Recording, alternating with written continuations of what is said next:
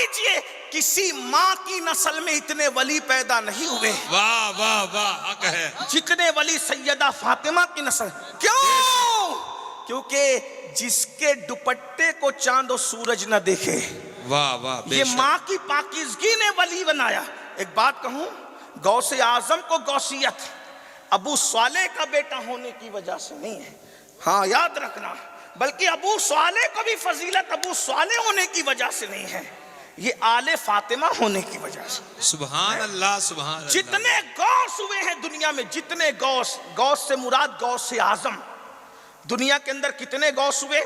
رسول اللہ کے خاندان کا پہلا غوث مولا علی، دوسرا غوث امام حسن، تیسرا غوث امام حسین، چوتھا غوث امام زین العابدین، پانچواں غوث امام جعفر، چھٹا غوث جو ہے وہ امام باقر، ساتواں غوث اللہ اکبر، ساتواں غوث امام موسیٰ کاظم، آٹھواں غوث علی رضا، نواں غوث تقی، دسواں غوث نقی، گیارہواں غوث حسن عسکری، بارہواں غوث شیخ عبد القادر جیلانی، اور 13واں غوث بن کر جو آئے گا اسے امام مہدی کہتے ہیں۔ مولا علی کے بعد جتنے غوث اعظم پیدا ہوئے ہیں وہ سب سیدہ فاطمہ کی نسل میں پیدا ہوئے ہیں، کسی ماں کی نسل میں نہیں۔ آخر بتاؤ تو صحیح، جب ماں فاطمہ ہوتی ہے تو بیٹے غوث اعظم پیدا ہوتے ہیں۔ اندازہ تو فرمائے، وجہ ماں کے دوپٹے کو چاند و سورج نے نہیں، اور وہ دوپٹہ کیسا تھا؟ ہزاروں کا نہیں تھا، ہزاروں کا نہیں تھا۔ میں تو شاید کہیں کہا ہے، آپ کو پتہ ہے کہ نہیں پتہ ہے، وہ تو اتنا پرانا ہو گیا تھا کہ اس میں 16 پیون لگے، 16 پیون۔ کوئی مبالغہ نہیں، اٹھا کر سیرت پڑھ لیں، تاریخ پر 16 پیون۔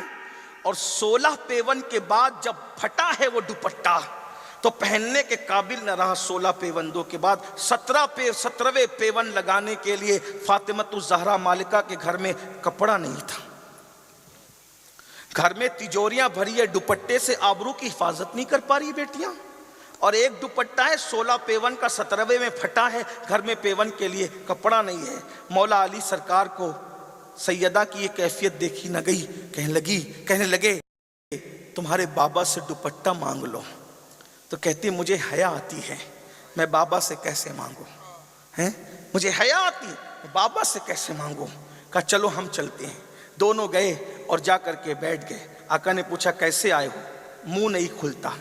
دینے والے اپنے آقا سے آج مانگنے کے لیے آئے، حالانکہ انہوں نے بن مانگے اتنا دیا تھا کہ دینے والا بنا دیا تھا۔ مولا علی سرکار کہتے آقا فاطمہ کا دوپٹہ اتنا پھٹ گیا ہے، پہننے کے قابل نہیں ہے، ایک دوپٹہ دے دیجئے۔ میرے آقا فرماتے ہیں ابھی بدر و احد کے یتیموں کا حق دینا باقی ہے، میں فاطمہ کو دوپٹہ کیسے دے دوں؟ البتہ اس وقت میری ملکیت میں اس وقت ایک اونٹ کا چمڑا ہے، علی یہی چمڑا لے جاؤ، اور اگر کپڑا نہیں ہے تو چمڑے کا پیون لگا دو۔ سیدہ سب سے دنیا کا سب سے مالدار باپ کی سب سے مالدار بیٹی، غور کیجیے، اللہ سیدہ کے بابا سے بڑا مالدار کوئی ہوا ہے؟ اگر کسی کو بات کرنا ہو تو میں حاضر ہوں۔ سیدہ کے بابا سے بڑا مالدار کوئی نہیں، کیونکہ کوئی ایک گاؤں کا مالک، کوئی 2 گاؤں کا مالک، کوئی 4 گاؤں کا مالک، کوئی 1 ملک کا مالک، کوئی 2 ملک کا مالک۔ سیدہ کا بابا تو عرش سے لے کر تحت الثری تک ساری کائنات کا مالک بنا دیا گیا۔ میرے امام کہتے ہیں خالق کل نے آپ کو مالک کل بنا دیا، دونوں جہاں ہیں آپ کے قبضہ و اختیار میں۔ کریم ایسا ملا کہ جس کے کھلے ہیں ہاتھ اور بھرے خزانے، بتاؤ اے مفلسوں کے پھر کیوں تمہارا دل اضطراب میں ہے؟ خلق کے حکیم ہو تم، رزق کے قاسم ہو تم سے ملا جو ملا، تم پہ کروڑوں درود۔ اتنے مالدار بابا کی بیٹی ہے کہ دارا اور سکندر کو خیرات جس کی چوکھٹ سے ملتی ہے، حاتم تائی جس کی چوکھٹ پہ پلا ہوا ہے۔ اللہ اکبر، جمشید اور سکندر کی پشتے جہاں خم نظر آتی ہے، بلکہ اللہ اکبر جہاں پر ساری کائنات کے ہاتھ پھیلے نظر آتے ہیں، وہ سیدہ کے بابا کا در ہے۔ آقا فرماتے ہیں واللہ یوتی انما انا القاسم، اللہ عطا کرتا ہے میں ہی تقسیم کرتا ہوں، وہی تقسیم کرتے ہیں، کر رہے ہیں، کرتے رہیں گے، حتیٰ کہ قیامت میں جنت بھی بٹے گی تو نبی کے ہاتھوں سے بٹے گی۔ خلیل اللہ کو بھی اس دن ان کی حاجت ہوگی، وہ جہنم میں گیا، جو ان سے مستغنی ہوا ہے خلیل اللہ کو حاجت رسول اللہ کی۔